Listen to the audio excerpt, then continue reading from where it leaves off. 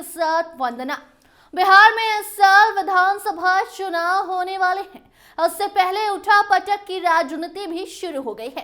इस बीच नीतीश कुमार ने नरेंद्र मोदी को एक पत्र लिखा, जिसको लेकर चर्चा शुरू है कि क्या नीतीश ने राजनीतिक तलाक पत्र लिखा है। क्या है मकसद, क्यों अचानक नीतीश कुमार ने केंद्र सरकार से विकास के लिए 32 पन्नों का प्रस्ताव भेज दिया। इससे मुख्यमंत्री नीतीश कुमार ने राज्य के बुनियादी ढांचे और विकास परियोजनाओं के लिए आर्थिक मदद मांगी है। बाढ़ नियंत्रण और जल निकासी पर खास ध्यान दिया गया है। साथ ही हवाई अड्डों के विकास और सौर ऊर्जा परियोजनाओं पर भी जोर दिया गया है। मगर चर्चा इसलिए भी है क्योंकि चुनावी साल है। अगर ये मांग नहीं सुनी जाती है तो नीतीश बीजेपी का गेम बिगाड़ कर रख सकते हैं। जी हां, दरअसल बिहार विधानसभा चुनाव से पहले एनडीए खेमे में हलचल जो है वो तेज है। केंद्रीय मंत्री और हम संरक्षक जीतन राम मांझी अलग से सीट शेयरिंग को लेकर पहले से ही प्रेशर बनाने लगे हैं। मांझी के अलावा रालोसपा अध्यक्ष पशुपति पारस की नजदीकी लालू यादव से बढ़ने लगी है। और इसी बीच मुख्यमंत्री नीतीश कुमार ने नरेंद्र मोदी को 32 पन्नों का एक पत्र लिखकर सियासी पारे को बढ़ा दिया है। हालांकि सीएम ने अपने पत्र में बिहार के विकास के लिए केंद्र सरकार से मदद की गुहार लगाई है। जानकारी के मुताबिक मुख्यमंत्री ने राज्य के बुनियादी ढांचे और विकास परियोजनाओं के लिए केंद्र सरकार से आर्थिक मदद मांगी है।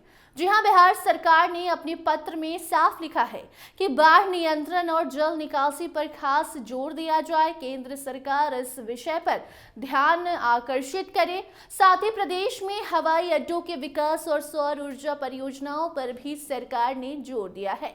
नीतीश कुमार के नेतृत्व में एनडीए सरकार का मानना है कि इन परियोजनाओं से राज्य का विकास होगा और लोगों को रोजगार भी मिलेगा। बीजेपी नेता और डिप्टी सीएम सम्राट चौधरी ने भी इस पत्र का समर्थन किया है। उनका कहना है कि बिहार के 26 जिलों में जल निकासी की बेहतर व्यवस्था के लिए अतिरिक्त पुलों और पुलियों की आवश्यकता है। उत्तर बिहार में हर साल आने वाली बाढ़ एक बड़ी समस्या है। इसके समाधान के लिए नेपाल सरकार के साथ सहयोग करके ऊंचे बांध बनाने की योजना है। इससे गंडक, कोसी और कमला नदियों में आने वाली बाढ़ को रोका जा सकेगा। उनका कहना है कि बाढ़ नियंत्रण के लिए बिहार सरकार ने केंद्र सरकार से पत्र के द्वारा 13,000 करोड़ रुपए मांगे हैं। इसके अलावा राज्य सरकार ने अतिरिक्त उधार की सीमा बढ़ाने की भी मांग की है। बाकी नीतीश कुमार के इस 32 पन्नों के पत्र की चर्चा इसलिए भी शुरू है क्योंकि हाल ही में राजद ने नीतीश कुमार को ऑफर दिया।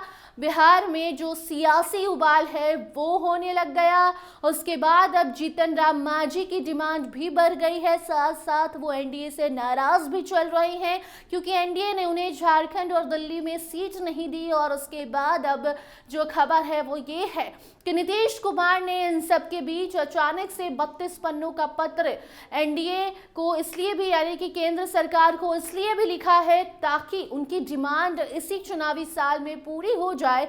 और अगर नरेंद्र मोदी थोड़ा भी इन्हें नजरअंदाज करने की कोशिश करेंगे तो फिर उसका बदला सीएम नीतीश अच्छे तरीके से ले सकते हैं। और यही कारण है कि अब इस 32 पन्नों के पत्र के पीछे छुपे राज की बात होने लगी है कि आखिर ये 32 पन्नों का पत्र इस साल में क्यों लिखा गया है और इसका मकसद क्या है।